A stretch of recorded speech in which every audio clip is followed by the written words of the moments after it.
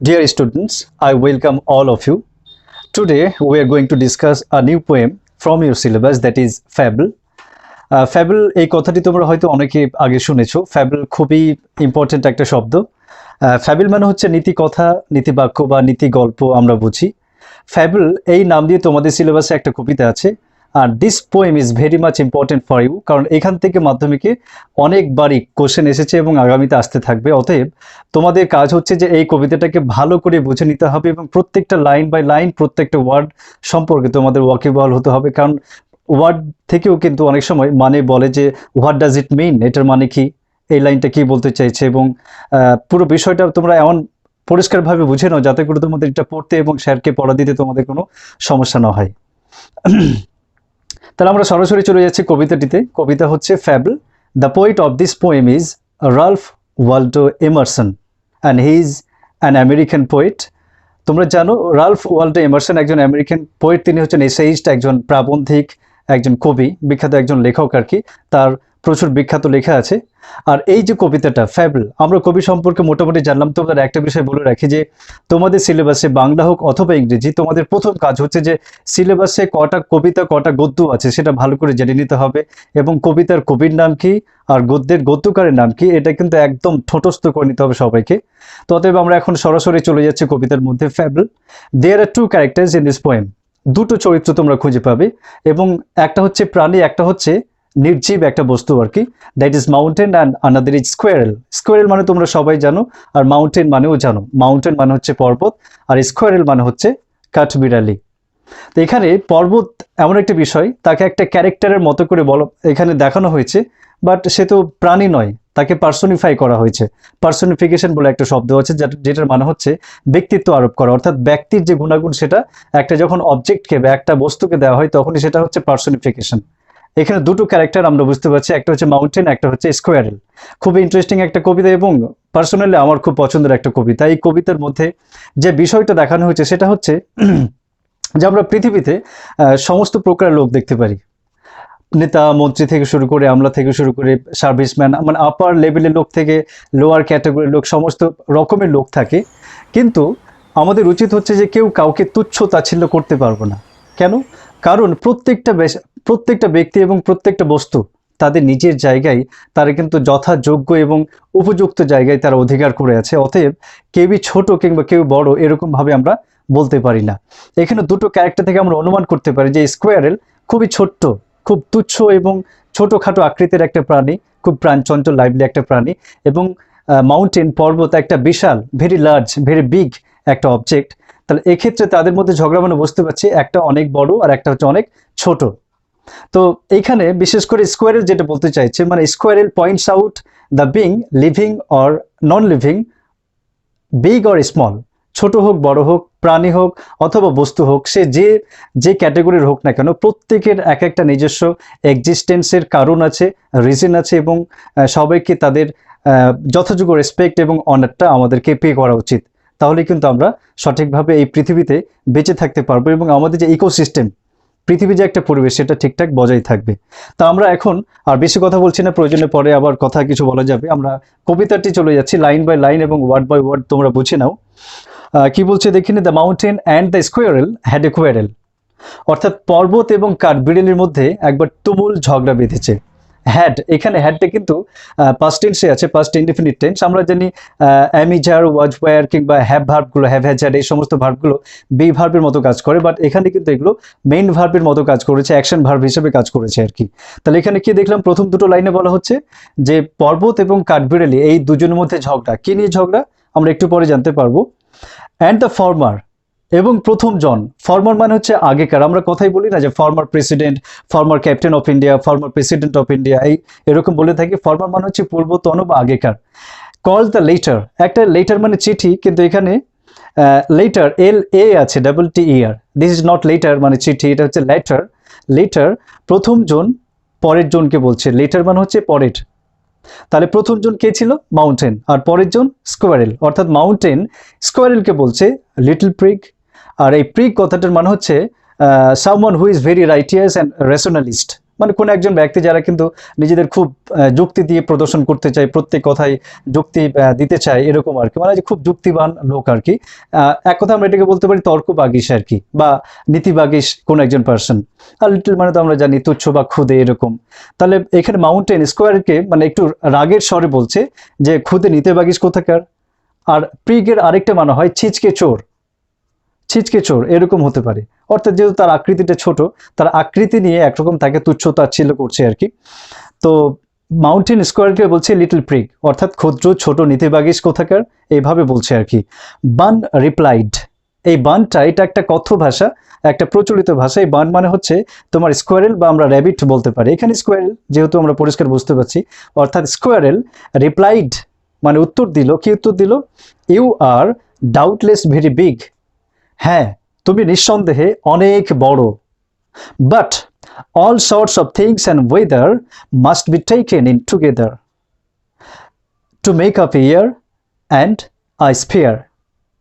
এখানে বলা হচ্ছে যে হ্যাঁ, স্কোয়ারেল বলছে মাউন্টেনকে যে মাউন্টেন তুমি নিঃসন্দেহে অনেক বড়, তোমার আকৃতি সুবিশাল, কিন্তু একটা জিনিস মনে রাখবে যে অল সর্টস অফ থিংস সমস্ত প্রকারের জিনিস অ্যান্ড ওয়েদার আবহাওয়া must be taken in together সবগুলোকে একসঙ্গে একত্রিত করতে হয়। কিসের জন্য? To make up A year and sphere, অর্থাৎ একটা বছর তৈরি করতে, এবং একটা স্ফিয়ার মানে হচ্ছে দিগন্ত, কিন্তু এখানে আমরা গ্লোব বা পৃথিবী বা দ্য আর্থ বলতে পারি আর কি।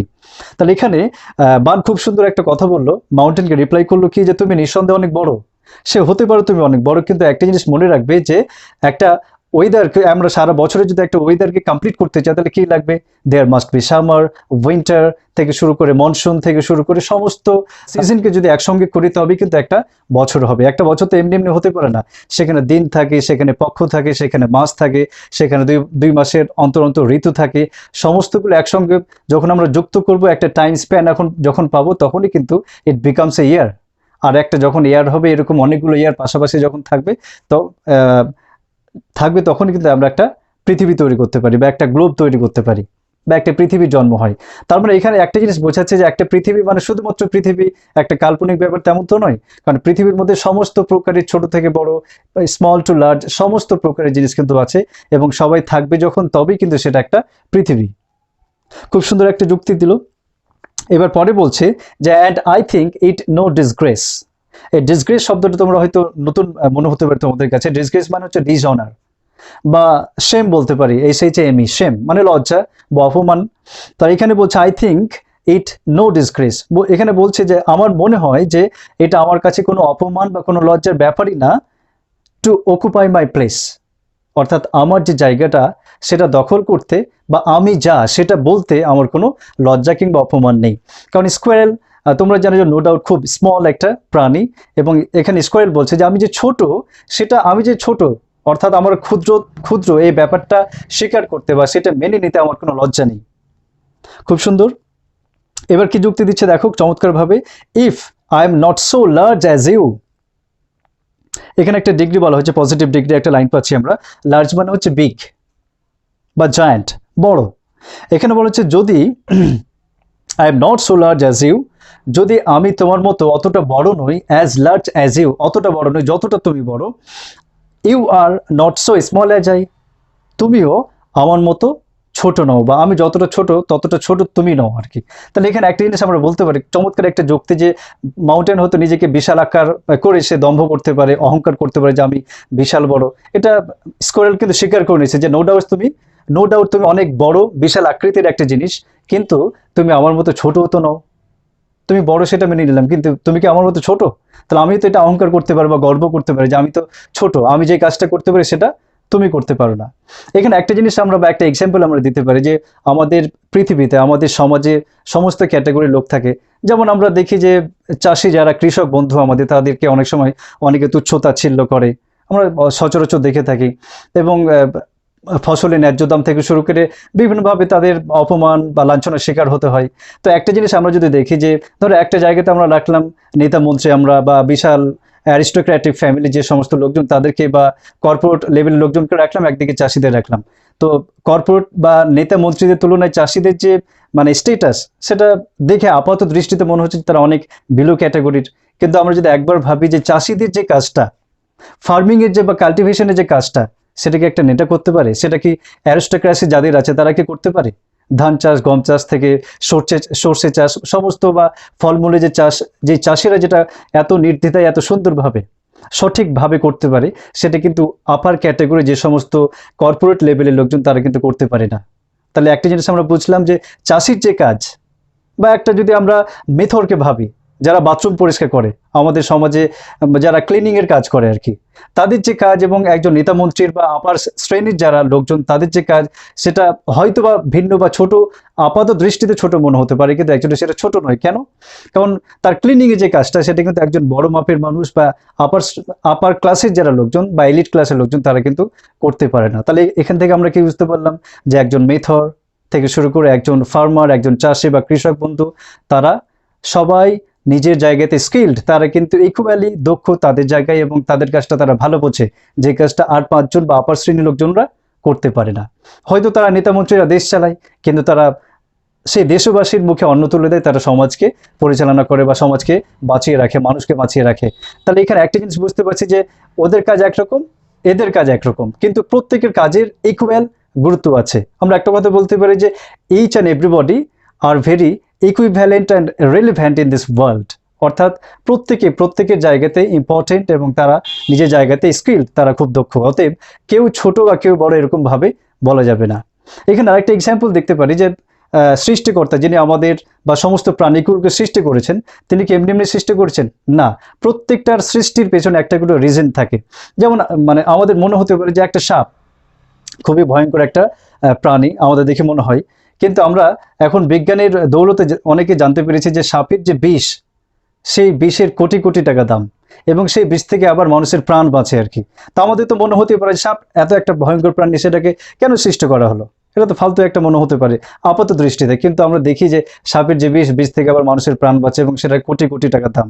তার মানে দেখা গেল যে যেটা হয়তো আমরা বুঝি না, কিন্তু তার সৃষ্টির পেছনে সঠিক চূড়ান্ত একটা কোনো কারণ অবশ্যই আছে। এরকমভাবে আমরা প্রত্যেকটা শ্রেণীর প্রত্যেকটা জিনিসের যে সৃষ্টি, তার পেছনে যে কারণ, সেটা কিন্তু হয়তো আমরা অনেক সময় বুঝতে পারি না, কিন্তু তার নির্দিষ্ট অবশ্যই উপযুক্ত কারণ অবশ্যই আছে।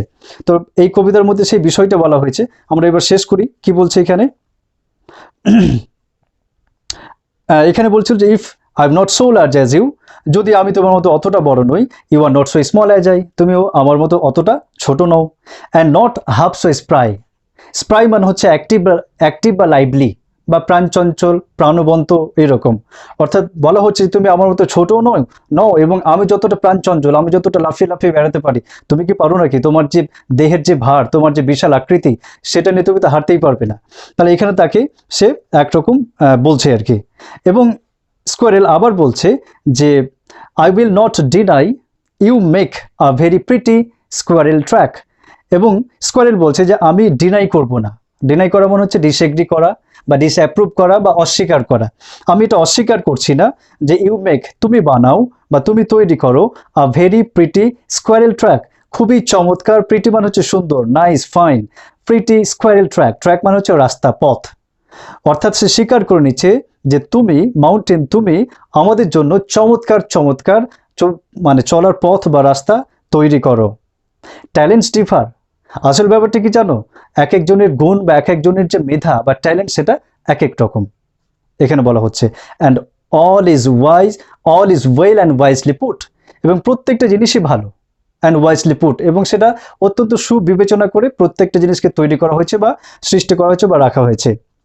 If I cannot carry forests on my back, যদি আই ক্যানট ক্যারি মানে হচ্ছে বহন করা, বেয়ার মানে বহন করা, ক্যারি মানে বহন করা। অর্থাৎ এখানে বলা হচ্ছে যদি আমি বহন করতে না পারি কি ফরেস্টস অন মাই ব্যাক মানে পেছনে, ব্যাক মানে পিঠ, এখানে পিঠ। অর্থাৎ এখানে বলা হচ্ছে স্কোয়ারে বলছে যে যদি আমি আমার পিঠে তোমার মতো এরকম জঙ্গল ফরেস্ট ক্যারি করতে না পারি, neither can you crack a nut, কই তুমি তো আমার মতো একটা বাদামও ভাঙতে পারো না। অর্থাৎ এখানে দুজনের কাজটা দুই রকম। এখানে স্কোয়ারেল বলছে যে আমি তোমার মতো পিঠে করে অত বড় জঙ্গল বহন করতে পারি না, মানে মাউন্টেন পারে কিন্তু কাঠবিড়ালি পারে না। কিন্তু কাঠবিড়ালি কি পারে? কাঠবিড়ালি তাকে বলছে যে তুমি সেটা বলো, সেটা তোমার কোয়ালিটি, তোমার ট্যালেন্ট। কিন্তু আমার ট্যালেন্ট কি? আমার ট্যালেন্ট হচ্ছে I can crack a nut, আমি একটা অনায়াসে নির্দ্বিধায় একটা যে কোনো সময় একটা ছোট্ট বাদাম ভেঙে দিতে পারে, কিন্তু সেই বাদামটা ভাঙার ক্ষমতা তোমার নেই।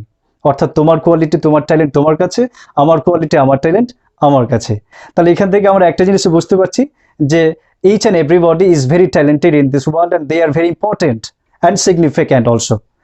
তাহলে কাউকে আমরা তুচ্ছ তাচ্ছিল্য করতে পারি না। প্রত্যেকের একটা নিজস্ব জায়গা আছে, প্রত্যেকের নিজস্ব জায়গাতে একটা স্কিল আছে, সে তার ট্যালেন্ট বা স্কিল দিয়ে একটা জিনিস তৈরি করবে, আমি আমার ট্যালেন্ট বা স্কিল দিয়ে আমি একটা জিনিস তৈরি করব।